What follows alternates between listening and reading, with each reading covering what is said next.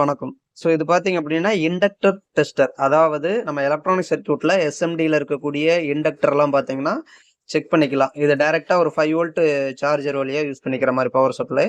So இந்த பட்டனை press பண்ணும்போது எந்த இடத்துல இப்போ ஒரு இண்டக்டர் இருக்குன்னா அது மேக்னெட்டிங்கா ஆகுதா இல்லையா அப்படிங்கிறத நம்ம கன்ஃபார்ம் பண்ணிடலாம். அதாவது இந்த இண்டக்டர் சுவிட்சிங் ஆகுதா, சுவிட்சிங் ஆகும்போது அது வந்து அதுல இருந்து ஒரு இஎம்எஃப் வரும். ஸோ அது வழியா சென்ஸ் பண்ணி இதுல இண்டிகேஷன் காட்டும். இப்போ இண்டக்ஷனையும் நம்ம இது மாதிரி செக் பண்ணலாம். பல்ஸ் வந்து ஸ்டார்ட் ஆகி சுவிட்சிங் ஆகுதா அப்படின்ட்டு. இப்போ வந்து நம்ம இண்டக்ஷன் ஆன் பண்ணிக்குவோம்.